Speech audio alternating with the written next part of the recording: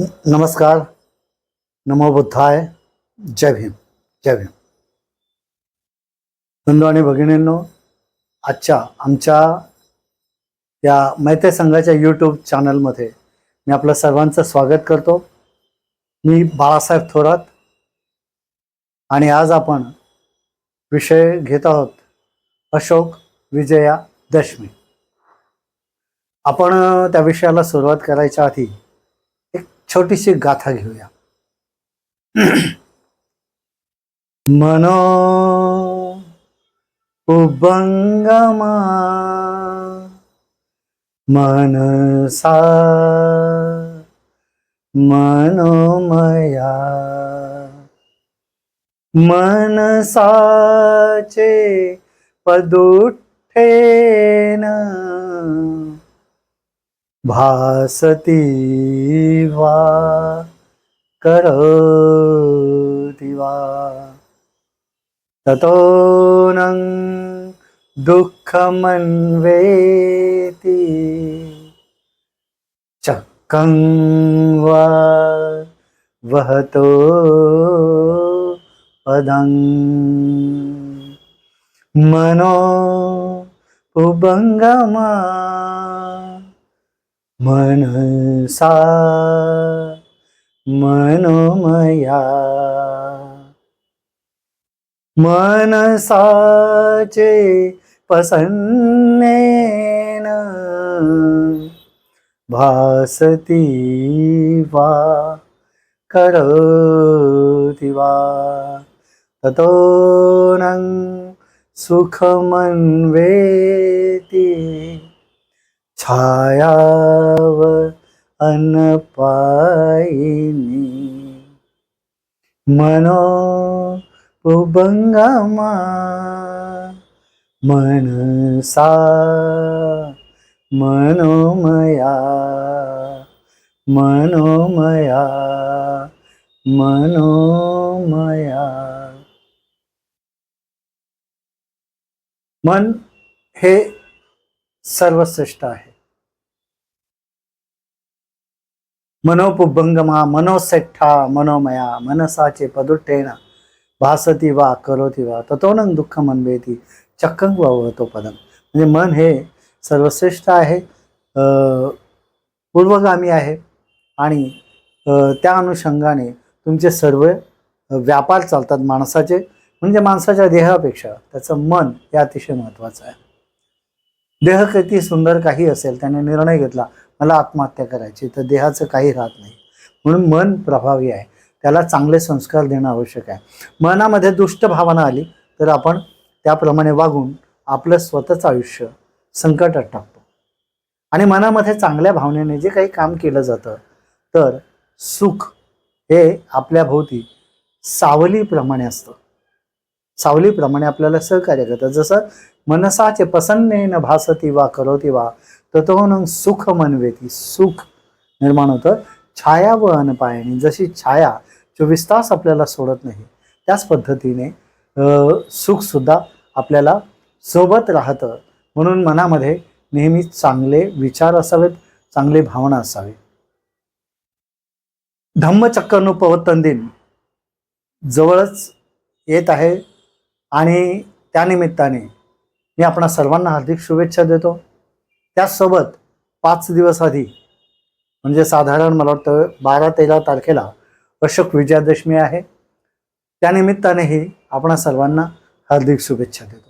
अशोक विजयादशमी आपणाला माहिती आहे, त्याला काय म्हणतात, दसरा म्हणतात, काही लोक सीमोल्लंघन म्हणतात. या संपूर्ण भारतवर्षामध्ये हा सण साजरा केला जातो. पण त्याचं स्वरूप आता बदललेलं आहे, विकृत झालेलं आहे सगळं.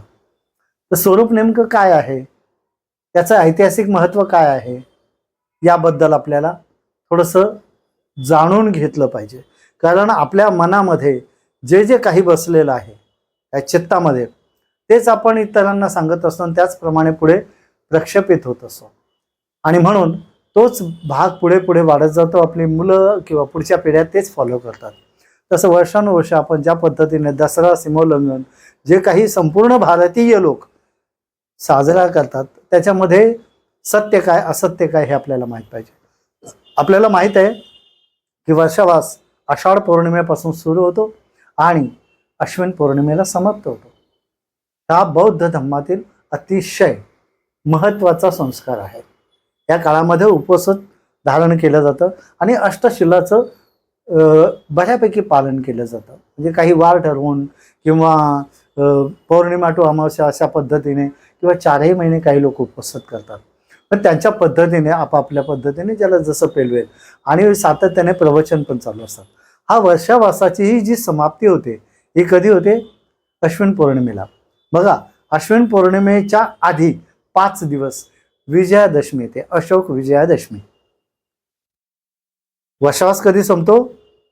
अश्विन पौर्णिमेला. धम्मचक्र अनुपवर्तन दिन ज्याला म्हटलं जातं तो कधी आहे? अश्विन पौर्णिमेला. तर त्याच्याच आधी 5 दिवस आधी दशमीला हा अशोक विजयादशमी येते आणि यावेळेला ती 13-14 तारखेला आहे आणि धम्मचक्र प्रवर्तन दिन जो आहे पौर्णिमेला, ती पौर्णिमा 17 तारखेला आहे. तर अशोक विजयादशमी म्हणजे काय? बाबासाहेबांनी याच दिवशी आपल्याला दीक्षा दिली. बाबासाहेबांनी आपल्याला याच दिवशी का दीक्षा दिली? कारण वर्षावास समाप्ती किंवा संपूर्ण जगातला सगळ्यात महत्त्वाचा दिवस कोणता मानला जातो? तो वर्षावास समाप्ती, धम्मचक्र अनुपवर्तन दिन. मग त्या दिवशी दीक्षा देण्याच्या ऐवजी बाबासाहेबांनी आपल्याला 5 दिवस आधी दीक्षा का दिली? हा प्रश्न बऱ्याच लोकांना पडलेला असेल, नसेल कदाचित, पण जास्त विचार न करता आपण जसं आहे तसं फॉलो करतो. याचं कारण आपल्याला माहीत पाहिजे की या दिवशी बाबासाहेबांनी आपल्याला दीक्षा का दिली.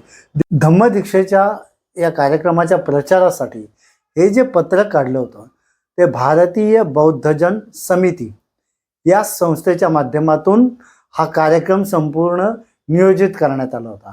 आणि या भारतीय बौद्धजन समितीचे प्रत्यक्ष अध्यक्ष, या संस्थेचे अध्यक्ष बाबासाहेब आंबेडकर होते. पत्रकामध्ये अशोक विजयादशमी असा स्पष्ट शब्द आहे.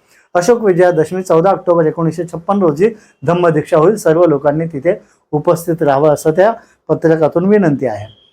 या पत्रकामध्ये अशोक विजयादशमी शब्द स्पष्ट शब्द आहेत. म्हणजे 5 दिवसांनी धम्मचक्र अनुपवर्तन दिन असताना त्याच्या आधी बाबासाहेबांनी दीक्षा दिली.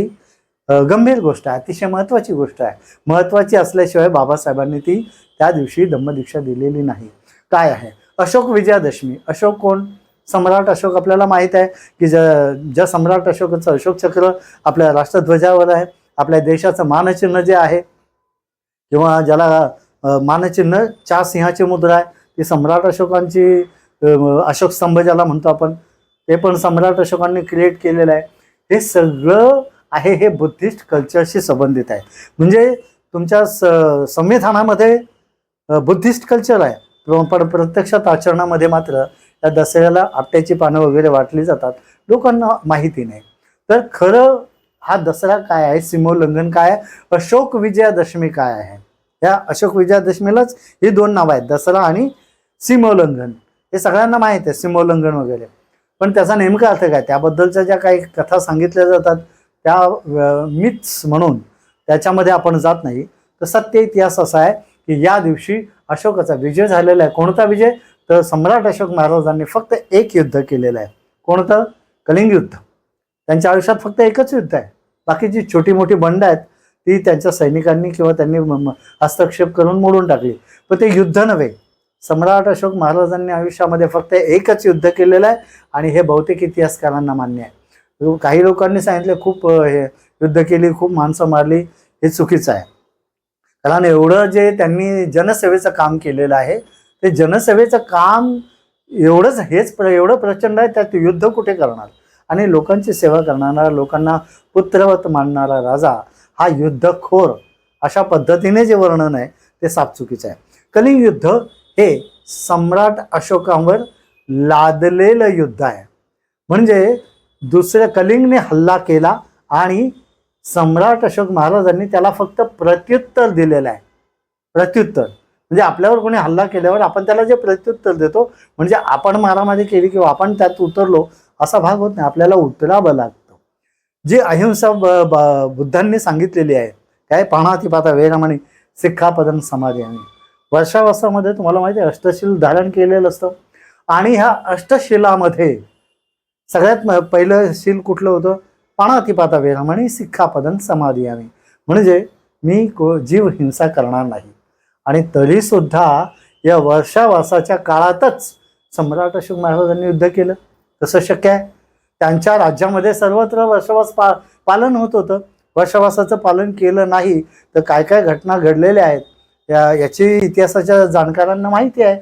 आपणही म्हणतो की एवढ्या एवढ्या भिक्षूंची त्यांच्या सेनापतीने कत्तल केली. ती का केली?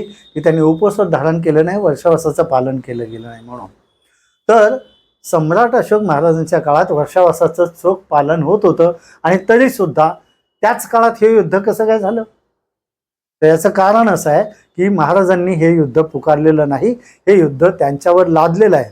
समोरचं जे कलिंग राज्य आहे त्या कलिंग राज्यामध्ये जे पुरोहित वर्ग आहे, पुरोहित वर्ग जो आहे तो इकडे नाराज झालेला होता, कारण त्यांचे यज्ञयाग कायद्याने बंद करण्यात आले होते आणि म्हणून बरेचसे पुरोहित कलिंग राजाकडे आश्रयाला गेले होते आणि ते त्या राजाला सांगत होते युद्ध कर. त्याला माहित आहे की सम्राट अशोक महाराजांचं सैन्य किती? 6 लाख आणि याचं म्हणजे कलिंग राजा चैत्रराज खारवेल याचं सैन्य किती? 60,000. कसा युद्ध करणार तो?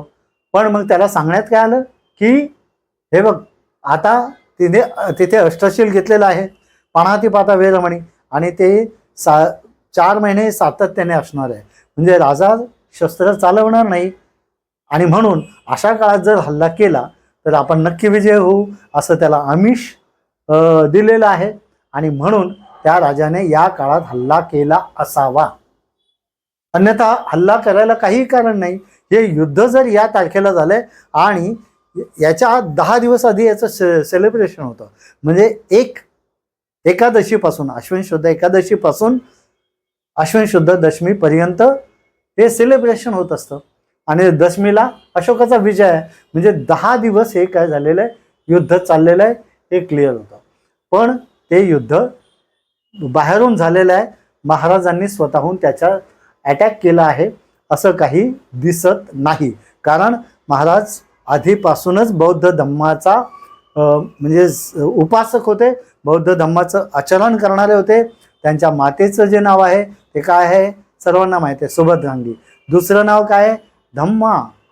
धर्मा असं नाव आहे. म्हणजे सम्राट अशोक कोणता धम्म पाळत होते? अर्थातच बुद्धांचा धम्म पाळत होते, कारण पत्नीचं आईचंच नाव धम्म आहे आणि जी पत्नी आहे तिचं नाव विदिशा आहे आणि ते त्यांचं लग्न जे झालेलं आहे विदिशेशी ते राज्याभिषेकाच्या आधी, म्हणजे राज्याभिषेक तर 4 वर्षांनी झाला सत्ता मिळाल्यावर.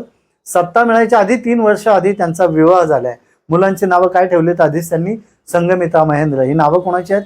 बुद्धिस्ट कल्चरमध्ये आहेत. त्यामुळे जो काय प्रचार केला जातो कलिंग युद्धानंतर त्यांनी बौद्ध धर्म स्वीकारला ते चुकीचं आहे आणि हे युद्ध त्यांच्यावर लादलेलं आहे. त्यामुळे त्यांचं क्रौर्य प्रस्थापित करण्यासाठी ज्या प्रस्थापित लोकांनी जे काही त्यांना खोटं म्हणजे चुकीचं ठरवण्याचा प्रयत्न केलाय ते आपल्या डोक्यातून पहिलं गेलं पाहिजे. म्हणजेच हे जे युद्ध आहे हे वर्षावासाच्या काळात झालेलं आहे आणि या दिवशी हा विजय झालेला आहे. आता आपण म्हणाल या दिवशी हा विजय झाला तर हे असं कसं काय झालं? जर युद्ध या काळात झालंय तर मग याच दिवशी विजय का झाला? तर असा डोक्यात प्रश्न येणार नाही, पण त्याला कारण आहे. याच्यामध्ये सम्राट अशोक महाराजांनी सैन्याला निश्चित काहीतरी आदेश दिलेला आहे. काय आदेश दिलेला आहे? की आपण आता युद्ध करतोय, समोरच्याने हल्ला केलाय, त्याला प्रतिहल्ला करायचा आहे, त्यावेळेला धम्म काय सांगतो? वर्षावासामध्ये आपण म्हणजे पाणातिपाता शील घेतलेला असताना युद्ध करायचंय तर धम्म काय सांगतो? आपण तिकडे जाऊ शकतो का? तर विनयामध्ये असं स्पष्ट म्हटलेलं आहे की ज्या वेळेला वर्षावास चालू आहे त्यावेळेला भिक्षू एका सीमेच्या बाहेर जात नाहीत. म्हणजे जी सीमा आषाढ पौर्णिमेला ठरवलेली आहे त्या सीमेच्या आतच ते धम्माचा प्रचार करायचे आणि त्यामुळे उपासक सुद्धा सहसा सीमा ओलांडत नसत. आता हे काय झालेलं आहे, इथे युद्ध सुरू झालेलं आहे आणि उपासक आणि सैनिक सीमेच्या बाहेर जाणार आहेत. तर त्यासाठी मग हे युद्ध महाराजांचा आदेश देऊन महाराजांनी हे युद्ध वर्षावास समाप्तीच्या आधी, पौर्णिमेच्या आधी संपवण्याचा आदेश दिलेला आहे. आणि त्यामुळे काय झालं, 10 तारखे म्हणजे दशमीला हे युद्ध संपल्यामुळे काय परिस्थिती झाली, धम्मनियम पाळला गेला जो विनयामध्ये सांगितलेला आहे. सीमोल्लंघन झालेलं आहे, पण आता सीमा आमची कुठपर्यंत आहे, कलिंगपर्यंत आहे, म्हणजे आम्ही आमच्या सीमेतच आहोत. म्हणजे खऱ्या अर्थाने हे अतिशय शुद्ध सीमोल्लंघन आहे, अतिक्रमण केलेलं नाही. त्यांनी अतिक्रमण केलं, त्यांना आपण जिंकलं, आणि तेही ड्यू डेट ज्याला म्हणतो आपण, म्हणजे एका विशिष्ट तारखेच्या आत, म्हणजे जी तिथी आहे कुठली, अश्विन पौर्णिमा, त्याच्या आधी युद्ध संपवलेलं आहे दशमीला. आणि जे काही 1.5 लाख कैदी आणले होते, 1 लाख तिथे कापले गेले, मारले गेले, तो भाग आहे. तर आता म्हणाल की 60,000 सैनिक होता आणि मग 1.5 लाख 1 लाख मारले गेले कसं, तर सर्वसामान्य माणसांना सुद्धा त्या लोकांनी युद्धामध्ये उतरवलं होतं, त्यांना भडकवून. आता जसं भडकवलं जातं ना माणसाला धर्माविरुद्ध लढायला, तिथे काही सैन्य आणले जात नाही, माणसंच लढतात. तर त्याप्रमाणे ज्यांना शस्त्राशी चांगला परिचय आहे अशी माणसं सुद्धा युद्धामध्ये उतरवली गेली शेवटी घाबरून, आणि त्यामुळे ही जास्त प्रमाणात माणसं मारली गेली आणि 1.5 लाख लोक कैद केलेले आहेत. आता हे 1.5 लाख जे कैद केले, तर हे वर्षभर भिक्षू त्यांच्या संपर्कात होते आणि त्यांना अधूनमधून धम्माबद्दल सांगितलं जायचं. 1 वर्ष, ज्या वेळेला कलिंग विजयाचा वर्धापन दिन 1 वर्षाने साजरा केला गेला, प्रथम वर्धापन दिन, त्यावेळेला त्या सगळ्या 1.5 लाख कैद्यांनी महाराजांकडे विनंती केली, भिक्षू संघाला विनंती केली की आम्हाला आत्ता धम्म कळलेला आहे, आम्ही जे तुमच्या विरुद्ध युद्ध करण्याची जी प्रवृत्ती आमची होती ती आता आम्हाला अजिबात त्याबद्दल पश्चाताप होतोय, आम्हाला तुम्ही धम्मामध्ये प्रवेश द्या, आम्ही बुद्धांना शरण जाऊ इच्छितो. आणि बरोबर पहिल्या वर्धापन दिनी त्यांना 1.5 लाख लोकांना महाराजांनी आणि भिक्षू संघाने दीक्षा दिलेली आहे. तोही दिवस कोणता, विजयादशमीचा. आणि त्याच दिवशी बाबासाहेबांनी सुद्धा आपल्याला कैदेतून मुक्त केलं, इतरांच्या गुलामीतून मुक्त केलं, आणि त्याच दिवशी आपल्याला दीक्षा दिलेली आहे. म्हणून अशोक विजयादशमी हा दिवस अतिशय महत्त्वाचा आहे. ती जवळजवळ साधारणपणे बुद्धांच्या नंतर 300 वर्ष अशा पद्धतीने 200 वर्षापूर्वीची ही गोष्ट आहे. तर आपण तिच्याकडे गांभीर्याने पाहिलं पाहिजे. हा आपला वंशाचा इतिहास आहे. या भारतीय सर्व नागांचा, जेवढे नागवंशाचे लोक आहेत सर्व लोकांचा, आता भले कालानुक्रमाने वेगवेगळे हल्ले झाले, वेगवेगळे वैचारिक प्रवाहामध्ये घुसले, त्यामुळे काही गोंधळ निर्माण झाले असतील डोक्यामध्ये, पण आता लोकांनी हे लक्षात ठेवायला पाहिजे की आपल्या देशातला सर्वश्रेष्ठ राजा, जगातले विद्वान सुद्धा ज्यांचं गुण गातात, त्यांनी हे असं युद्ध, लादलेलं युद्ध जिंकलेलं आहे. आणि ते धम्मानुसार, शास्त्रानुसार जिंकलेलं आहे. जो तथागतांनी नियम दिले त्या नियमाप्रमाणे हे युद्ध केलेलं आहे आणि ते जिंकलेलं आहे. त्याचा दिवस आहे अशोक विजयादशमी. आणि म्हणून ते जे काय 10 दिवस समजा त्या काळात हे चाललं होतं, जे तलवारीचं युद्ध चाललं होतं, तर त्याचं नंतर स्वरूप बदललं गेलं आणि प्रेमाचं संबंध लोकांमध्ये निर्माण व्हावे, मैत्रीचे संबंध निर्माण व्हावेत, अशा पद्धतीने सम्राट अशोक महाराज हा दिवस, हे 10 दिवस त्यांच्या काळापासून साजरे होतात. 10 दिवस युद्धाचेच आहे ते. मग आता इकडे काय केलं, नंतर देवी बसवण्यात आलेली आहे, बरोबर. सम्राट अशोक महाराजांची जी पत्नी आहे तिचं नाव आहे विदिशा. तिला काय म्हणतात माहिती आहे, सगळे इतिहासकारांना माहिती आहे आणि सगळ्या कादंबरीकार सुद्धा महादेवी असा शब्द वापरतात. ज्या काळामध्ये सम्राट अशोक युद्धभूमीवर होते त्यावेळेला महादेवी हे राज्य सांभाळत होत्या आणि त्या काळात त्यांनी अन्नाचा पूर्णपणे त्याग केलेला होता. उपोषित आहेच, प्लस अन्नाचा पूर्णपणे त्याग केलेला होता. महाराज जोपर्यंत परत येत नाहीत तोपर्यंत मी अन्न ग्रहण करणार नाही, अशा पद्धतीने त्यांनी आणि त्यांच्या सर्व उपासिका संघ महादेवींचा प्रचंड होता आणि त्या उपासिका संघाने उपोषित धारण केलेलं होतं आणि महाराजांनी व्यवस्थित परत यावं यासाठी त्यांनी अन्नाचा त्याग केलेला होता. तर हे 10 दिवसाच्या आता जे काही उपवास चालू आहेत किंवा ज्या पद्धतीने केलं ती अशी ही भ्रष्ट होत गेलेली ती परंपरा आहे. नंतर हे लोकांनी मैत्री लोकांना देण्यासाठी हा सण साजरा केला असावा, करत असतील, आणि त्याचं जे काय आता स्वरूप आहे ते फार वेगळं झालेलं आहे. म्हणून एक लक्षात ठेवा, जो काही सण बाहेर साजरा होत होता, सम्राट अशोक विजयादशमी, त्याच्यामध्ये सगळ्यात महत्त्वाचं आहे की आपलं धर्मांतर किंवा, आणि धर्मांतराची व्याख्या एक लक्षात ठेवा. धर्मांतराची व्याख्या लोक काय म्हणतात, या धर्मातून त्या धर्मात गेला, चुकीची आहे. धर्मांतराची खरी व्याख्या काय आहे, अधर्मातून धर्मात प्रवेश. अधर्म म्हणजे काय तुम्हाला माहिती आहे, तो दिसतो समोर. आणि तुम्हाला अधर्म समजून घ्यायचा असेल तर बाबासाहेबांचा भगवान बुद्धांनी त्यांचा धम्म हा ग्रंथ अभ्यासा.